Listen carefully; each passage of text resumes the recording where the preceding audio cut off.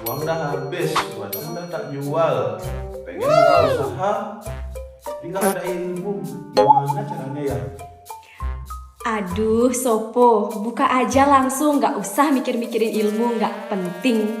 Nggak boleh, kalau buka usaha tuh harus punya ilmu yang kuat biar sukses. Ada yang namanya ngepet, bisa langsung dapet duit. Nggak boleh, dosa. Boleh, Nggak boleh. boleh.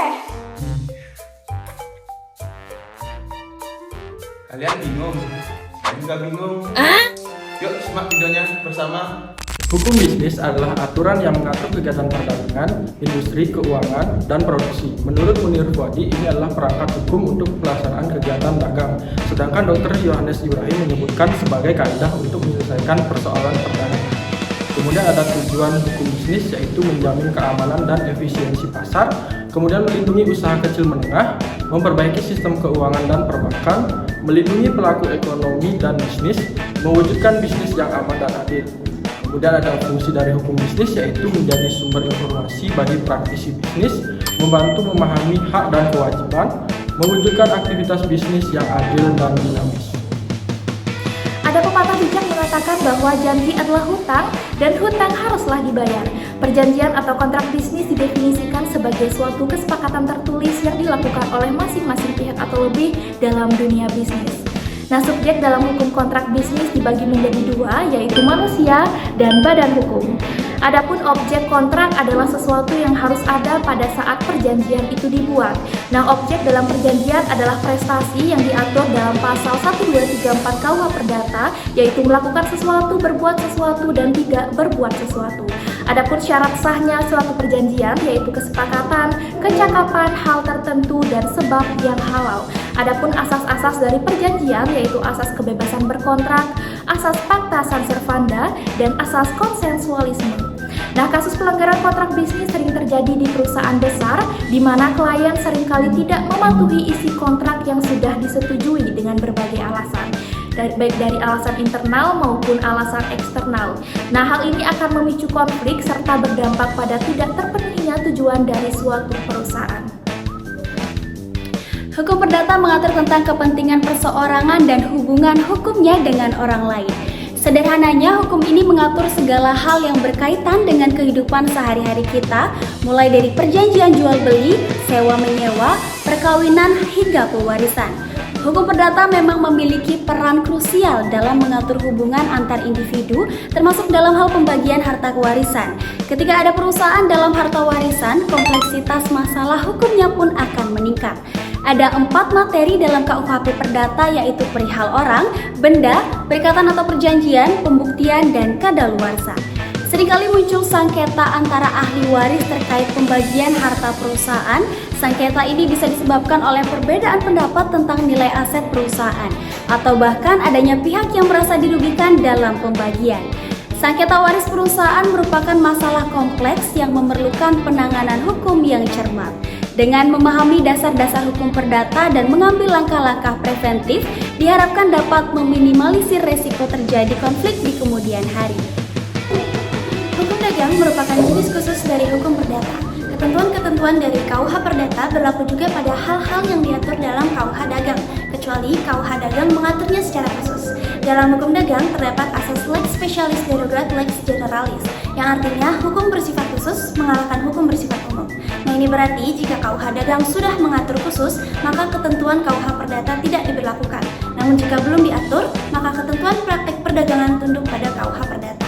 Menurut Dr. Katsil, hukum dagang adalah hukum yang mengatur tingkah laku manusia yang turut melakukan perdagangan dalam usahanya memperoleh keuntungan. Dan menurut Ahmad Ihsan, hukum dagang adalah hukum yang mengatur soal-soal perdagangan atau perniagaan. Selanjutnya, sumber-sumber hukum dagang. Sumber hukum dagang yang pertama yaitu hukum tertulis yang dibukukan seperti KUH Dagang dan KUH Perdata. Kemudian ada juga hukum tertulis yang belum dibukukan seperti hak paten, hak merek, perlindungan konsumen, dan lain sebagainya. Nah, adapun satu contoh kasusnya yaitu misalnya sebuah perusahaan fashion menggunakan logo yang mirip dan hampir sama persis dengan merek terkenal yang sudah terdaftar lebih dahulu. Nah, menanggapi hal itu, pemilik merek dagang dapat menggugat pelanggaran merek dagang untuk menghentikan penggunaan logo dan menuntut ganti rugi. Selanjutnya yaitu perikatan, di mana perikatan adalah suatu perhubungan hukum antara dua belah pihak atau lebih, di mana pihak yang satu berhak menuntut suatu hal dari pihak yang lain, sedangkan pihak yang lain itu berkewajiban untuk memenuhi tuntutan tersebut. Sumber perikatan yaitu perikatan yang timbul dari persetujuan, perikatan yang timbul dari undang-undang, perikatan yang timbul akibat adanya perbuatan yang melanggar hukum. Selanjutnya hapusnya perikatan yaitu melalui pembayaran, konsignasi, novasi, kompensasi, konfusio, pembebasan hutang, musnahnya barang terutang, pembatalan berlakunya syarat batal dan juga kadaluarsa. Jenis-jenis perikatan yaitu perikatan bersyarat, perikatan dengan ketepatan waktu, perikatan alternatif, perikatan tanggung-menanggung, perikatan dapat dibagi dan tidak dapat dibagi, serta perikatan dengan ancaman hukuman. Selanjutnya ada pengertian prestasi dan wan prestasi. Prestasi merupakan suatu pelaksanaan hal-hal yang ditulis dalam suatu kontrak oleh pihak yang telah mengikatkan diri untuk hal tersebut. Sedangkan wan prestasi itu tidak dilaksanakannya prestasi atau kewajiban sebagaimana mestinya yang dibebankan oleh kontrak terhadap pihak-pihak tertentu.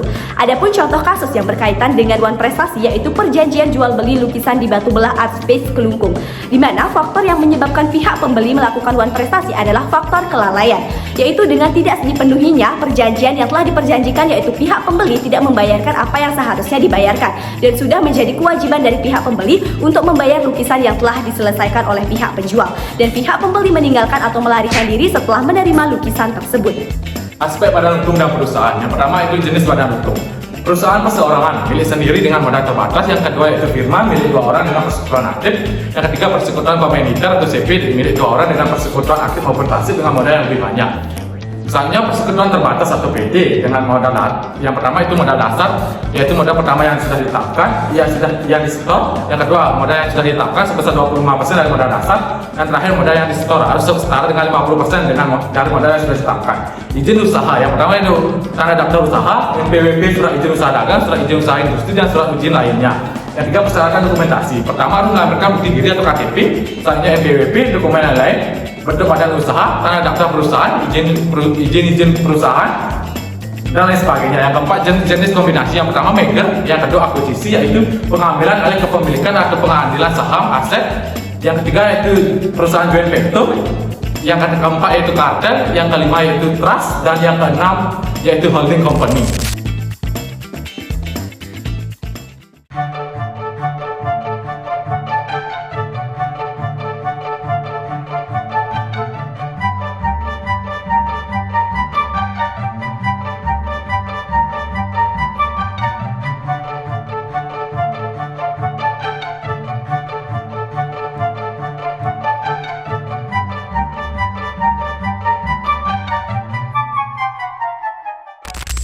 Konsumen adalah setiap orang pemakai barang atau jasa yang tersedia di dalam masyarakat. Adapun hak dan kewajiban dari konsumen yaitu mendapat kenyamanan, berpendapat, informasi yang benar, serta kompensasi. Adapun kewajiban dari konsumen yaitu membaca, mengikuti petunjuk informasi dengan benar, serta beretikat baik dan membayar sesuai dengan nilai tukar. Selanjutnya ada hak dan kewajiban pelaku usaha. Yang pertama ada hak-haknya yaitu menerima pembayaran sesuai nilai tukar, mendapat perlindungan hukum, pembelaan diri, serta rehabilitasi nama baik. Adapun kewajiban dari pelaku usaha yaitu beretikat baik, memberi informasi yang benar dan jujur, serta melakukan pelayanan dengan benar. Adapun tahap transaksi konsumen yaitu pratransaksi, transaksi, dan transaksi. Selanjutnya ada asas-asas perlindungan yaitu manfaat, keadilan, keamanan, dan keselamatan konsumen, serta kepastian hukum. Nah, selanjutnya ada contoh kasus dari perlindungan konsumen yaitu penggunaan formalin di ikan asin. Peristiwa ini terjadi di daerah istimewa Yogyakarta, di mana si penjual menyuntikkan pengawet formalin ke ikan asin yang mereka jual, sehingga hal ini menyebabkan ancaman kesehatan bagi masyarakat yang mengkonsumsinya. Persaingan sehat yang dihargai hukum merupakan pendorong untuk memajukan perusahaan dengan menciptakan produk bermutu dan teknik menjalankan perusahaan serba canggih. Manfaat persaingan usaha dari aspek ekonomi, yaitu menghasilkan produk bermutu, membantu keluar dari zona nyaman, memperlancar arus distribusi karena pelayanan yang baik dan cepat, menciptakan konsumen yang loyal dengan perbaikan kualitas produk dan pelayanan. Persaingan usaha tidak sehat adalah persaingan antar pelaku usaha dalam menjalankan kegiatan produksi atau pemasaran barang dan jasa yang dilakukan dengan secara tidak jujur atau melawan hukum atau menghambat persaingan usaha. Nah, praktek monopoli adalah suatu pemusatan kekuatan ekonomi oleh suatu atau lebih pelaku usaha yang mengakibatkan dikuasainya produksi dan atau lebih pelaku usaha mengakibatkan dikuasainya produksi dan atau pemasaran atas barang atau jasa tertentu hingga menimbulkan persaingan usaha tidak sehat dan dapat merugikan kepentingan umum. Kasus persaingan tidak sehat sering terjadi di pasar di mana penjual seringkali membuat isu tidak benar dengan toko lain. Hal itu memicu konflik serta berdampak pada penjual lain.